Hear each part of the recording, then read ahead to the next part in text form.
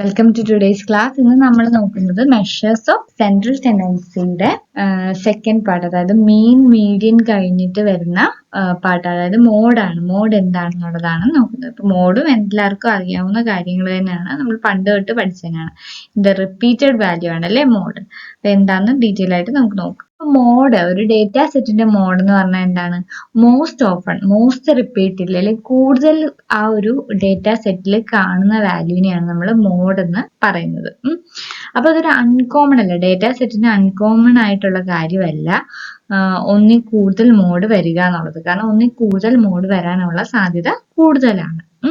അപ്പൊ രണ്ടോ അതിൽ കൂടുതൽ എലമെന്റോ ഈക്വൽ ഫ്രീക്വൻസിയിൽ ഒരു ഡേറ്റ സെറ്റിൽ വരികയാണെങ്കിലാണ് ഈ ഒരു ഇവന്റ് ഇങ്ങനെ സംഭവിക്കാനുള്ള സാധ്യത. ഇപ്പം അതിന്റെ ഇപ്പൊ മോഡ് എന്ന് പറഞ്ഞാൽ മോസ്റ്റ് റിപ്പീറ്റിലേക്ക് 2-3 നമ്പർ തരുന്നുണ്ടെങ്കിൽ അതിൽ കൂടുതൽ തവണ കാണിക്കുന്ന നമ്പർ ഏതാണ് അതാണ് മോഡ് എന്ന് പറയുന്നത്. മോഡ് ഓഫ് ആ ഒരു വാല്യൂന്റെ മോഡ്. നമുക്ക് എക്സാമ്പിൾ നോക്കാം. എക്സാമ്പിൾ എന്ന് പറയുന്നത് 2, 5, 9, 3, 5, 4, 7 ഉണ്ട്.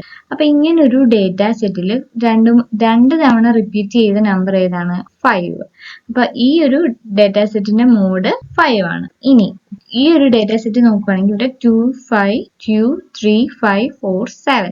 അപ്പൊ ഇവിടെ എന്താണ്? 2ഉം അതുപോലെ തന്നെ 5ഉം റിപ്പീറ്റ് ചെയ്തിട്ടുണ്ട്. അപ്പൊ ഈ രണ്ടും ഇതിന്റെ മോഡുകളാണ്. അപ്പം മോഡിന്റെ ഡെഫിനിഷൻ പറയുകയാണെങ്കിൽ എങ്ങനെയാണ്? മോസ്റ്റ് പോപ്പുലർ ഒബ്സർവേഷൻ അല്ലെ, പോപ്പുലർ ആയിട്ടുള്ള ഒബ്സർവേഷൻ അല്ലെങ്കിൽ observation with highest frequency is called mode.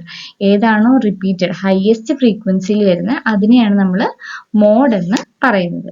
അപ്പം ഒരു ഗ്രൂപ്പ്ഡ് ഡേറ്റ ആണെങ്കിൽ മോഡിന് നമ്മൾ യൂസ് ചെയ്യുന്ന formula mode is L1 plus F1 minus F0 divided by 2F1 minus F0 minus F2 into I.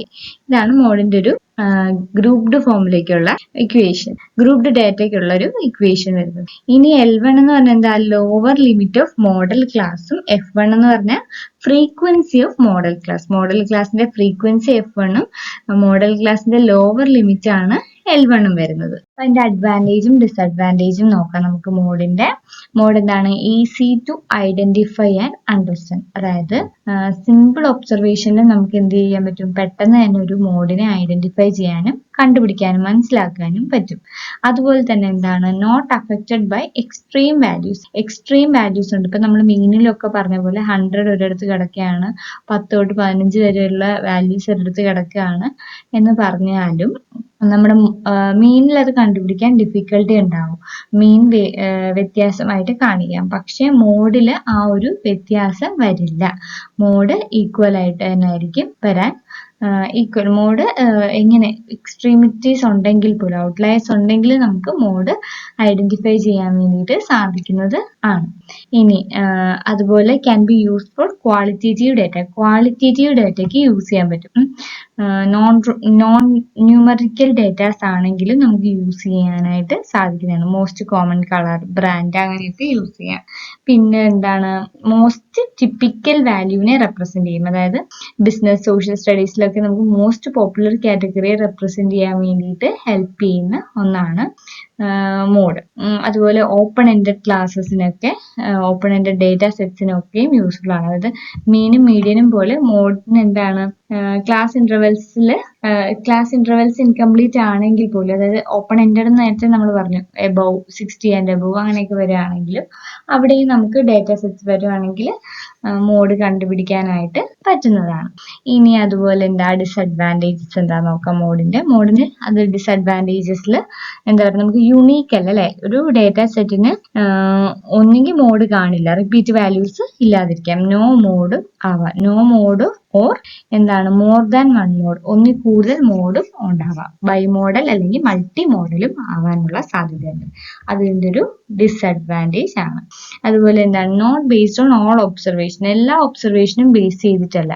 അതായത് most frequent ആയിട്ടുള്ള വാല്യൂവിനെ മാത്രമാണ് ഇവർ ഫോക്കസ് ചെയ്യുന്നത്. ബാക്കി എല്ലാത്തിനെയും ഇഗ്നോർ ചെയ്യുകയാണ് ചെയ്യുന്നത്. അതുപോലെ തന്നെ കണ്ടിന്യൂസ് ഡേറ്റയ്ക്ക് ലെസ് ആക്യുറേറ്റ് ആണ്.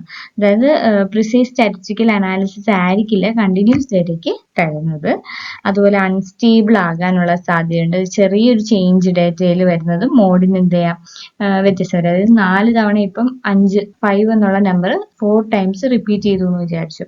അത് അതുപോലെ തന്നെ 3 ടൈംസ് ആണ് 2 എന്നുള്ള നമ്പർ റിപ്പീറ്റ് ചെയ്തെന്ന് വിചാരിക്കും. അപ്പൊ 2 എഗെയിൻ ഒന്നുകൂടെ റിപ്പീറ്റ് ചെയ്ത് കഴിഞ്ഞാൽ 2 മോഡായി. അപ്പൊ അതുപോലെ തന്നെ ഒന്നും കൂടെ 5 തവണ ഒരു ചെറിയ വ്യത്യാസം, അതായത് ഒരു തവണ കൂടി 2 റിപ്പീറ്റ് ചെയ്താൽ മോഡ് മാറി 2 മാത്രമാവും. അങ്ങനെ മോഡ് ഒരു ചെറിയ ഡേറ്റയ്ക്ക് വ്യത്യാസം ഉണ്ടെങ്കിൽ ഓൾട്ടർ ആവാനുള്ള സാധ്യത ഉണ്ട്. മോഡ് കംപ്ലീറ്റ്ലി ചേഞ്ച് ആവാനുള്ള സാധ്യത ഉണ്ട്.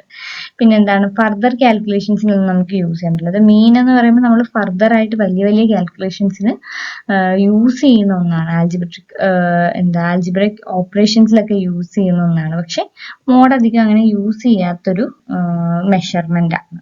അപ്പൊ അത്രേ ഉള്ളൂ മോഡ്. അപ്പൊ നമ്മൾ 3 സെൻട്രൽ ടെൻഡൻസീസിന്റെ മെഷേഴ്സും പറഞ്ഞു. അതായത് മീൻ, മീഡിയൻ ആൻഡ് മോഡ്. മോഡിന്റെ example, definition, advantage, disadvantage, equation, ഇത്രയൊക്കെയാണ് നമ്മൾ മെയിൻ ആയിട്ട് ഫോക്കസ് ചെയ്യേണ്ട കാര്യങ്ങൾ. അത്രേ ഉള്ളൂ മോഡ്. നമുക്ക് അതിൻ്റെ ഒരു ചെറിയൊരു കമ്പാരിസൺ കൂടി നോക്കുമ്പോൾ ഈ ഒരു ടോപ്പിക്ക് കവർ ആവും. അപ്പോൾ താങ്ക് യു ഫോർ ലിസ്ണിംഗ്.